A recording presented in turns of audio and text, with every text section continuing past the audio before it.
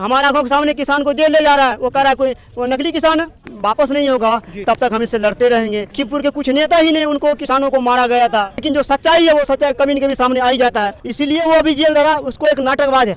हम लोग जो है गुलाम हो जाएंगे, जब देश का गुलाम हो जाएंगे कोई किसी पर हमला कर सकता है।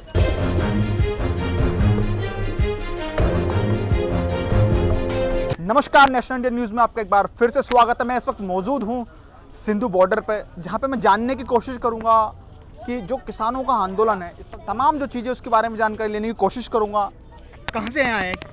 हम लोग भी दिल्ली से, दिल्ली नरेला से। शाहीन कौसर नाम है। किसान आंदोलन में जो सरकार की जो मंशा है उसके बारे में आपका क्या बयान है? देखो, सबसे पहले मैं अपने तरफ से किसान भाइयों की तरफ से सलाम करता हूँ, नमस्कार करता हूँ, सत श्री अकाल करता हूँ। क्योंकि देखो, सबसे पहले ये किसान भाई जिस मुद्दे के लिए बैठे हुए हैं, एक साल होने जा रहा है, उस मुद्दे को ये हम लोग मजबूत करने जा रहे हैं। क्योंकि जब तक ये हमारा ये वापस नहीं होगा तब तक हम इससे लड़ते रहेंगे, चाहे हमें जान चाहे चले जाए, लेकिन हम इस आंदोलन को वापस नहीं होने देंगे। क्योंकि इस आंदोलन को इसलिए खड़ा करेंगे जब तक हमारा ये तीनों कानून वापस ना ले।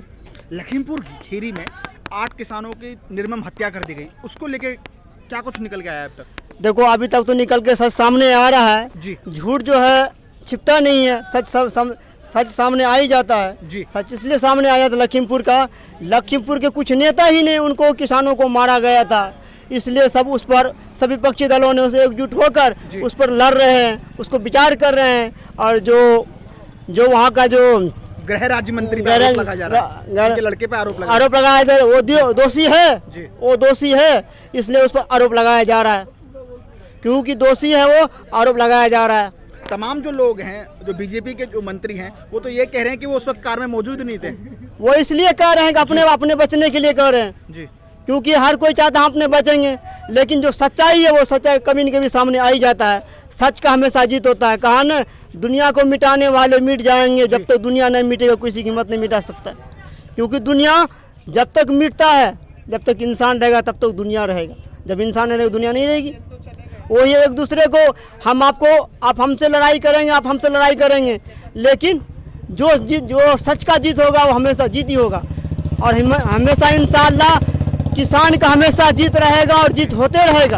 पर मंत्री के बेटे को तो जेल हो चुकी है, तमाम जो आरोप है वो अब उन पर ट्रायल चल रहा है सुप्रीम कोर्ट का, इसीलिए वो अभी जेल रहा। उसको एक नाटकबाज है, नाटक इसलिए कर रहा है क्योंकि जेल उसका हो नहीं रहा है। अगर जेल होता उसको सजाए मौत होता। क्योंकि 8 किसान जो उसको आत्महत्या कर दिया, गाड़ी चढ़ाया गया है, उसका आज तक कोई सबूत नहीं दे रहा है। कह रहा आज 14 दिन का रिमांड पे है, 14 दिन का रिमांड में कोई सुनवाई नहीं ले रहा है। जांच तो चल रही है ना सर? जांच तो लगातार चल रही है ना इसमें? जांच तो चल रही है, जांच तो 2 आरोपी और पकड़ा गया, उसका भी जांच चल रहा है, लेकिन सामने सच नहीं आ रहा है। जब सामने सच आएगा तो उसको जो विपक्षी दल है उसको एकजुट होके उससे कुछ न कुछ हल निकालेगा। बीजेपी के मंत्री के आरोप लगाते हैं, बीजेपी के प्रवक्ता आरोप लगाते हैं ये तो उपद्रवी थे, इस तरह की घटनाएं होनी थी। वो तो लगाएगा ही वो कहेगा कि हमारा कोई घटना किया नहीं है। जब हमारे आंखों के सामने किसान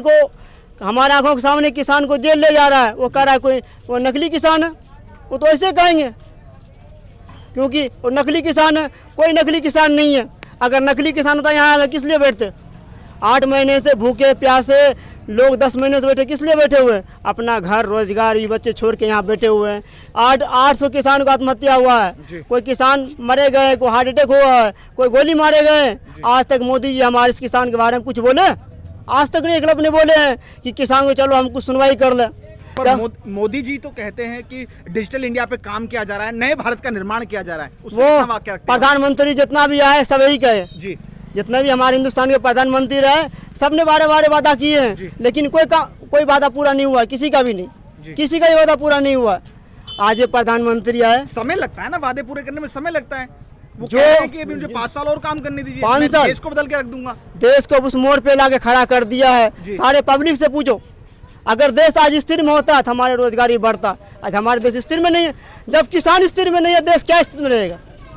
हमारे किसान भाइयों, अगर जब अच्छा पोजीशन पे होगा, ऑटोमेटिक हमारे देश बढ़ेगा, अनाज बढ़ेगी।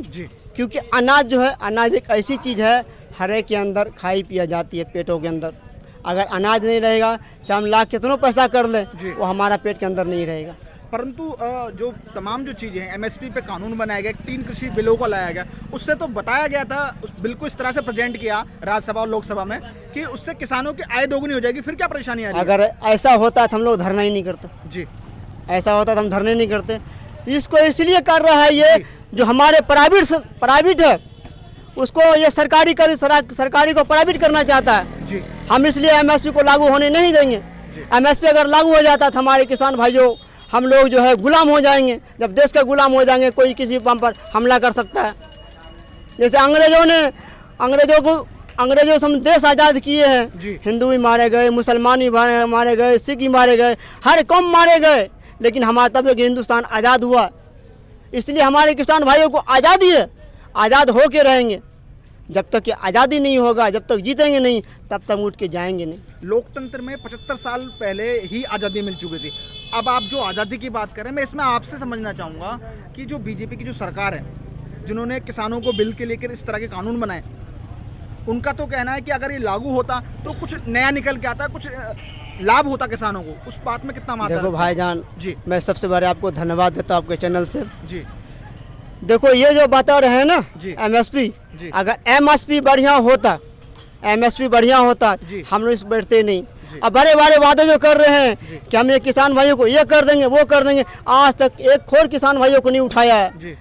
जब प्रधानमंत्री नहीं उठा, वो तो कहते हैं ना, उनके मंत्री कहते हैं, कृषि मंत्री कहते हैं कि 11 दौर की वार्ता हो चुकी है, पर किसान इस बात को सुनने को तैयार नहीं है। अच्छा जी, सारे समय बीत गया, सारे समय बीत गई और किसान जो है मोर्चा खत्म हो रहा है, वही कर रहे हो। ये कहाँ का है? अगर सच्चा, सबसे पहली बात सेंट्रल सरकार उसकी है, सारे सरकार उसकी है। हमारी जो हक बात सुनने की राजी नहीं होता है। अगर सुनने की राजी होता तो हमारे प्रधानमंत्री एकदम उसको बर्खास्त कर देता, क्योंकि उसकी हुकूमत आपस में राज करो, फूट डाल करो, क्योंकि इसीलिए आपस में राज करो, फूट डाल करो, ये इसकी सरकार है। जैसे अंग्रेजों ने किया था वैसे ये कर रहा है, आपस में लड़ा रहे हैं, अपने मौज मस्ती कर रहे हैं। अगर सबसे पहले मैं प्रधानमंत्री को धन्यवाद देता हूँ, हमारे देश के प्रधानमंत्री है जी, कि पूरे हिंदुस्तान के प्रधानमंत्री है, अपने ही मंत्रियों को अच्छे से अच्छे उसको ताजन दीजिए, ताकि आने वाले वक्त में आपका भी समर्थन मिले, किसान भाइयों को समर्थन मिले, और एक देश जो आगे बढ़ के चले। ऐसा नहीं करोगे हमारे देश जो है धीरे धीरे कमज़ोर होते चले जाएगा, हमारे ऊपर जो है मुसल्लत बादशाह हो जाएगा, तो हम उसको कुछ नहीं कर पाएंगे। वीडियो अगर आपको पसंद आया हो तो इसे लाइक करें, कमेंट करें, शेयर करें, और हाँ, हमारे चैनल को सब्सक्राइब करना ना भूलें, ताकि देश विदेश से जुड़ी खबरें आप मिस ना करें, क्योंकि कोरोना काल में 2 गज दूरी, मास्क है जरूरी। नमस्कार।